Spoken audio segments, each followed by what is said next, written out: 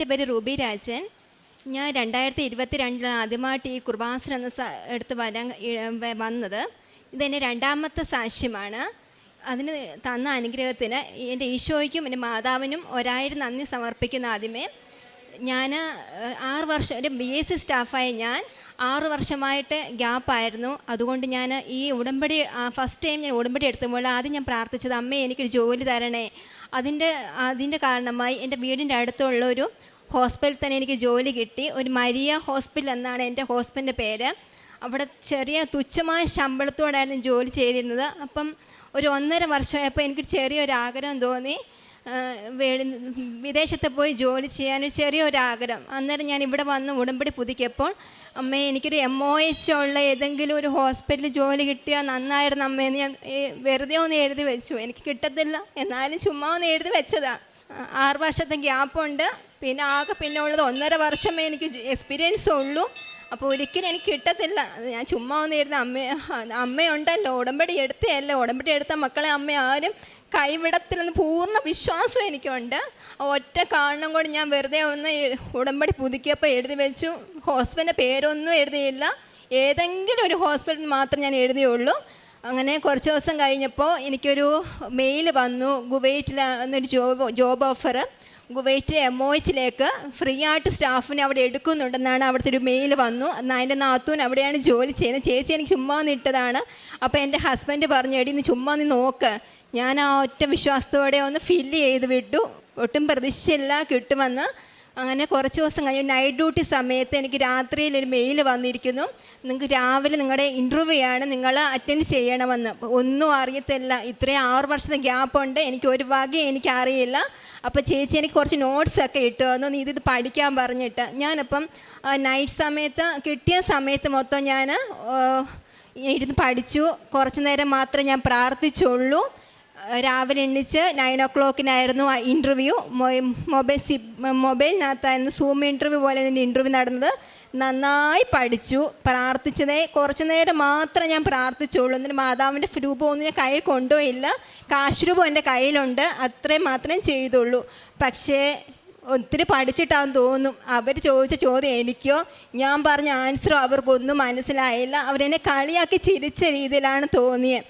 അപ്പോൾ എനിക്ക് അന്നേരം മനസ്സിലായി എൻ്റെ കയ്യിൽ നിന്ന് പോയി, ഇനി നടക്കത്തില്ല. ഞാൻ എന്നിട്ട് വീട്ടിൽ വന്നു. മമ്മിയൊക്കെ ചോദിച്ചു, എടി എങ്ങനെയുണ്ടായിരുന്നു ഇൻ്റർവ്യൂ? ഞാൻ വെറുതെ ഒരു കള്ളത്തരം പറഞ്ഞു, ആ കുഴപ്പമില്ലായിരുന്നു കേട്ടെന്ന് പറഞ്ഞാൽ നന്നായി ഞാൻ മുട്ടുമേ നിന്ന് അമ്മയോട് കരഞ്ഞ് പ്രാർത്ഥിച്ചു, അമ്മേ ഇതെനിക്ക് തന്നേ പറ്റത്തുള്ളൂ, എനിക്ക് കുർബാസനത്തിൽ എനിക്ക് നല്ല സാക്ഷ്യമുണ്ട്, ഇതിനു മുമ്പ് അമ്മ എനിക്ക് ഇതിനെ സാക്ഷിയാക്കിയേ പറ്റത്തുള്ളൂ, അമ്മ എനിക്കിത് സാക്ഷ്യം പറയണം, അമ്മേ ഇതിനൊരവസരം അമ്മയ്ക്ക് നടത്തി തരണം. നന്നായി കരഞ്ഞ് ഞാൻ പ്രാർത്ഥിച്ചിട്ട് ഉപ്പ് എടുത്തിട്ട് ഞാൻ മൊബൈലിനകത്ത് ഇട്ടു, മെയിലിനകത്ത്. അമ്മേ ഈ മെയിൽ ഞാൻ മൊബൈലിനകത്ത് ഇടുമല്ല, എൻ്റെ അമ്മയെ സാക്ഷിയാക്കിയപ്പോൾ എത്രയോ ഉടമ്പടി സാക്ഷ്യത്തിൽ പറയുന്നുണ്ട്. ഈ ഉപ്പ് എന്തുമാത്രം ഇങ്ങനെ കുറേ സാക്ഷി ഞാൻ കേൾക്കുന്നവളാണ്.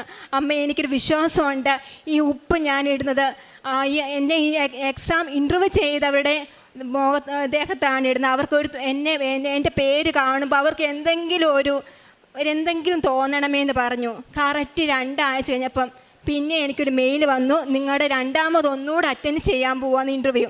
ഇതാദ്യമായിട്ടാണ് നടക്കുന്നത്. ഇതുവരെ അങ്ങനെ രണ്ടാമത് ഒരാൾക്ക് പോലും അങ്ങനെ 2ാമത്തെ പ്രാവശ്യം അവർ കൊടുത്തിട്ടില്ലെന്ന് എനിക്ക് നന്നായിട്ട് അറിയാം. ചേച്ചിയും പറഞ്ഞു, എടി ഇതിൻ്റെ എന്തോ ലക്കമുണ്ടെന്ന് തോന്നുന്നു, ഇതുവരെ ആർക്കും അങ്ങനെ അവർ 2ാമത്തെ പ്രാവശ്യം ഇട്ടിട്ടില്ല.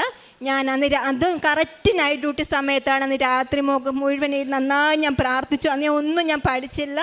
രാത്രി കരുണക്കൊന്ത, ജപമാല, ബൈബിൾ രാത്രി ഞാൻ പഠിച്ചില്ല. നന്നായി ഞാൻ പ്രാർത്ഥിച്ചു. രാവിലെ ഒരു 9 മണിക്കായിരുന്നു എൻ്റെ ഇൻ്റർവ്യൂ. ഞാൻ എന്നിട്ട് രാവിലെ കുളിച്ചിട്ട് നൈറ്റ് ഡ്യൂട്ടി കഴിഞ്ഞ് വീട്ടിൽ പോയി നന്നായി കുളിച്ചൊരുങ്ങി പള്ളിയിൽ പോയി നന്നായി പ്രാർത്ഥിച്ചു, മെഴുകുതിരി കത്തിച്ചു, ജപമാല ചൊല്ലി, അമ്മയുടെ പ്രദക്ഷിണ പ്രാർത്ഥന ചൊല്ലി. കാറിനകത്ത് ഞാൻ ഇരുന്ന് മൊബൈലൊക്കെ എടുത്തു വെച്ചു. എന്നിട്ട് അന്നേരം ഞാൻ മാതാവിൻ്റെ ഉപ്പ്, തേന്, ബൈബിൾ എല്ലാം കൊണ്ടുവച്ചു. മാതാവിൻ്റെ ഫോട്ടോ ഞാൻ ഫോണിൻ്റെ അടുത്ത് വെച്ചു. നന്നായി ഞാൻ 9 മണിക്ക് പറഞ്ഞ ടൈം അവരെന്നോട് പറഞ്ഞു ഇൻ്റർവ്യൂ എനിക്ക് കിട്ടിയ സമയം 12:30 വരെ ആയ സമയത്താണ് എൻ്റെ പേര് അവിടെ വന്നത്. അവർ സ്റ്റാർട്ട് ചെയ്തത്. ആ സമയം വരെ 8:30 തൊട്ട് 12:30 വരെ ഞാൻ ബൈബിള് വായിക്കുമായിരുന്നു. സങ്കീർത്തനം മൊത്തം ഞാൻ അവിടെ ഇരുന്ന് വായിച്ചുകൊണ്ടിരുന്നു. അമ്മയുടെ ജപമാലയും കരുണക്കൊന്തി അവിടെ ഇരുന്ന് ഞാൻ കൈ ബുക്കുണ്ടായിട്ടും ഞാൻ പഠിക്കാനേ പോയില്ല. നന്നായി ഞാൻ പ്രാർത്ഥിച്ചു, അമ്മേ ഇത് എനിക്ക് അമ്മ തന്നെയാണ്, എനിക്ക് അമ്മ നടത്തി തരണേ. ഓരോ ചോദ്യം ചോദിക്കുമ്പോൾ ഞാൻ അമ്മയുടെ മുഖത്തോട് നോക്കും, അമ്മേ എനിക്ക് സഹായിച്ചു തരണേ. പിന്നെ ഇൻ്റർവ്യൂ സ്റ്റാർട്ട് ചെയ്തു. എനിക്കറിയില്ല ഈ പ്രാവശ്യം ഞാൻ എല്ലാം ക്ലിയറായിട്ട് പറഞ്ഞു. ഓരോ ചോദ്യം ചോദിക്കും, ഞാൻ അമ്മയുടെ മുഖത്തോട് നോക്കും, അമ്മേ ഓർമ്മ തരണേ അമ്മേ. എല്ലാം ഞാൻ ഇൻ്റർവ്യൂ നന്നായിട്ട് അറ്റൻഡ് ചെയ്തു. അവർ എനിക്ക് ഇംഗ്ലീഷ് പോയാലും എനിക്ക് നല്ല ക്ലിയറായിട്ട് മനസ്സിലായി. ഞാൻ പറഞ്ഞത് അവർക്ക് മനസ്സിലായി. അവർ ലാസ്റ്റ് ടൈം പറഞ്ഞു നിങ്ങളുടെ പെർഫോമൻസ് അടിപൊളി, യു ആർ സെലക്റ്റഡ് എന്ന് പറഞ്ഞിട്ടാണ് അവർ നിർത്തിയത്. ഞാൻ എന്നിട്ടും ഇതാരോടും ഞാൻ പറഞ്ഞില്ല. പിന്നെ നന്നായി പ്രാർത്ഥിച്ചു. ഒരാഴ്ച കഴിഞ്ഞപ്പോൾ എനിക്ക് ഓഫർ ലെറ്റർ വന്നു. പിന്നെ കുറച്ച് ദിവസം കഴിഞ്ഞപ്പോൾ എനിക്ക് വിസ വന്നു. ഇച്ചിരി മെഡിക്കലാവട്ടെ, എനിക്കിച്ചിരി എൻ്റെ HB ഒക്കെ കുറവാണ്. അന്നേരം എൻ്റെ പേരൻസ് മൊത്തം എനിക്ക് വേണ്ടി കരഞ്ഞ് പ്രാർത്ഥിച്ചു. ആ മെഡിക്കൽ സെൻറ്ററിൽ പോയി. സേലിക്ക മെഡിക്കൽ സെൻറ്റർ ആയിരുന്നു എൻ്റെ മെഡിക്കൽ നടത്തിയത്. അവിടെ വെച്ച് കുറേ ആൾക്കാർ അൺഫിറ്റായിട്ട് പോയപ്പോൾ ഞാൻ നന്നായി അവിടെ വെച്ചും പ്രാർത്ഥിച്ചു, അമ്മേ ഇത്രയും നടത്തി എൻ്റെ അമ്മ ആരുടെ മുമ്പിൽ എൻ്റെ തല കുനിപ്പിക്കല്ലേ അമ്മേ. നന്നായി ഞാൻ പ്രാർത്ഥിച്ചു. പക്ഷേ അന്നേരം ഞാൻ നോക്കുന്ന അവിടെ കഴുത്തെ മൊത്തം അമ്മയുടെ കൊന്തയുണ്ട്, ഈ അമ്മയുടെ രൂപമുണ്ട്. അപ്പോൾ എനിക്കറിയാം അമ്മയുടെ രൂപം ഉള്ളതുകൊണ്ട് അമ്മ ഇവിടെ തന്നെ ഉണ്ട്. അപ്പം ഞാൻ എന്തിനാ പേടിക്കുന്നത്? നന്നായി പ്രാർത്ഥിച്ചു. എനിക്ക് മെഡിക്കൽ ഫിറ്റായിട്ട് വന്നു. അങ്ങനെ കുറേ ദിവസം കഴിഞ്ഞിട്ടു വേറൊരു പ്രശ്നം എൻ്റെ അടുത്ത് വന്നു. ജൂലൈ കൊടുത്ത എൻ്റെ സർട്ടിഫിക്കറ്റ് ഇതുവരെ സെപ്റ്റംബർ 25 ആയിട്ടും എനിക്ക് തിരിച്ച് വന്നിട്ടില്ല. എങ്കിൽ മാത്രമേ എൻ്റെ ടിക്കറ്റ് കിട്ടത്തുള്ളൂ. അന്നേരം ഞാൻ കരഞ്ഞു പ്രാർത്ഥിച്ചു. എൻ്റെ പേരൻസ് എല്ലാവരും എനിക്ക് വേണ്ടി മുട്ടുമായി പ്രാർത്ഥിച്ചു. അന്നേരം എനിക്ക് തോന്നി ഉടമ്പടി എടുത്ത് ആരെങ്കിലും വിളിച്ചാൽ എനിക്കിതിനൊരു ഇടയാകും. ഞാൻ ഉടനെ സോണിയ എന്ന് പറഞ്ഞൊരു ഫ്രണ്ടിനെ വിളിച്ചു. അവൾ ഉടമ്പടി എടുത്തിട്ട് ഞാൻ എന്താണ് ചെയ്യേണ്ടത്? അപ്പോൾ ഉടനെ അവൾ എനിക്ക് നമ്പർ തന്നു, നീ ഒരാളെ കോണ്ടാക്ട് ചെയ്യ്, അദ്ദേഹം നിന്നെ സഹായിക്കാൻ ഇടയാകുമെന്ന്. ഉടനെ ഞാൻ അദ്ദേഹത്തെ വിളിച്ചു. അദ്ദേഹം പറഞ്ഞു പേടിക്കണ്ട, ഞാൻ ചെയ്ത് തന്നോളാം എന്ന് പറഞ്ഞു. അങ്ങനെ സെപ്റ്റംബർ 25 അദ്ദേഹത്തിൻ്റെ കയ്യിൽ സർട്ടിഫിക്കറ്റ് കൊടുത്തു. കഴിഞ്ഞ ആഴ്ചത്തെ ധ്യാനത്തിൽ അച്ഛൻ പറഞ്ഞായിരുന്നു, നിങ്ങളുടെ എന്തെങ്കിലും ജീവിത പ്രശ്നങ്ങളുണ്ടെങ്കിൽ അമ്മയെ ഏൽപ്പിക്കുക, 7 ദിവസത്തിനകം നിങ്ങളുടെ എല്ലാ പ്രശ്നങ്ങളും മാറും.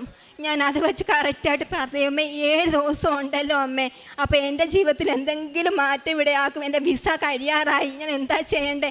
എൻ്റെ ഈ അച്ഛൻ്റെ ധ്യാനം എനിക്ക് ഒത്തിരി ഒരു ശക്തി തന്നു. ഞാൻ നന്നായി ദൈവമേ, എനിക്ക് ഉറപ്പായി 7 ദിവസത്തിനുള്ളിൽ എനിക്ക് എന്തെങ്കിലും നടക്കുമെന്ന്. ഞാൻ കറക്റ്റ് തിങ്കളാഴ്ച വൈകിട്ടായപ്പോൾ എൻ്റെ ടിക്കറ്റ് വന്നു കുവൈറ്റ്. ഞാൻ ശനിയാഴ്ചയാണ് പോകുന്നത്. 8:30 എൻ്റെ ഫ്ലൈറ്റ്. പിന്നെ ഇന്നലെ എല്ലാ സർട്ടിഫിക്കറ്റും എനിക്ക് തിരിച്ച് കിട്ടി. ദൈവത്തിന് ഈശോയ്ക്ക് 1000 നന്ദി. ഇതെൻ്റെ മാതാവ് തന്നെയാണ്. ഇത്രയും എൻ്റെ പേരൻസ് മൊത്തം എനിക്ക് വേണ്ടി കുറേ പ്രാർത്ഥിച്ചു. എന്നാലും ഞാൻ പറഞ്ഞു, മമ്മി പപ്പയെ പേടിക്കണ്ട, എൻ്റെ മാതാവ് എന്നെ നടത്തും. ഞാൻ നന്നായി കാരുണ്യ പ്രവർത്തി ചെയ്യുന്ന വ്യക്തിയാണ്. ഞാൻ ഗവൺമെൻറ് ആശുപത്രി പോകും, അവിടുത്തെ പേഷ്യൻസിനെ കാണും, പത്രം കൊടുക്കും. എന്നെ കൊണ്ട് സാധിക്കുന്ന എല്ലാവരെയും സാധിക്കും. എൻ്റെ ഹസ്ബൻഡ് പള്ളിയിൽ പോകത്തില്ല, അദ്ദേഹം ഒരിക്കലും പള്ളി കയറത്തില്ല. ഞാനന്ന് ഭയങ്കരമായിട്ട് കരഞ്ഞിട്ടുണ്ട്. അതും എൻ്റെ മാതാവ് മാറ്റി തന്നു. അദ്ദേഹം എന്നെക്കാട്ട് ചിലപ്പോൾ എനിക്ക് ഡ്യൂട്ടി സമയത്തൊന്നും പള്ളിയിൽ പോകാൻ പറ്റത്തില്ല. എൻ്റെ ഹസ്ബൻഡ് ദിവസവും പള്ളിയിൽ പോകാൻ തുടങ്ങി. അദ്ദേഹം പള്ളിയുടെ എല്ലാ പ്രവർത്തനത്തിൽ ഏർപ്പെടുന്നുണ്ട്. അദ്ദേഹം എൻ്റെ കുടുംബമാരുമായിട്ട് ഒത്തിരി അദ്ദേഹം പ്രാർത്ഥിക്കാനൊക്കെ തുടങ്ങി. എൻ്റെ മക്കൾ നന്നായി പ്രാർത്ഥിക്കും. പിന്നെ ഇത്രയും ഗ്യാപ്പായിട്ട് പോലും ഒരു MOH എന്ന് പറയാനുള്ള യോഗ്യത എനിക്കില്ല. ഒരു BSc സ്റ്റാഫ് ആണെങ്കിൽ പോലും MOH പറയാനുള്ള യോഗ്യത ഇല്ലെങ്കിലും എൻ്റെ മാതാവ് തന്ന ജോലിയാണ്. എൻ്റെ ഈശോയും മാതാവിനെ അത്രയ്ക്ക് സഹായിച്ചു. ഇനി ഒരു എക്സാം ഉണ്ട്, അവിടെ ചെന്നിട്ട് അതിന് ഇത്രയും നടത്തി എൻ്റെ പൊന്നു മാതാവ് അവിടെ പോയി എന്നെ എക്സാം ജയിപ്പിക്കുമെന്ന് എനിക്ക് നല്ല ഉറപ്പുണ്ട്. ഇനി അടുത്ത പ്രാവശ്യം കുവൈറ്റിൽ നിന്ന് വരുമ്പോൾ ഇവിടെ വന്ന് ഇനി ഞാൻ സാക്ഷ്യം പറയും. പൈസ ചിലവ് എനിക്കൊന്നുമില്ല, ഫ്രീ ആയിട്ടാണ് ഞങ്ങളെ കൊണ്ടുപോകുന്നത്.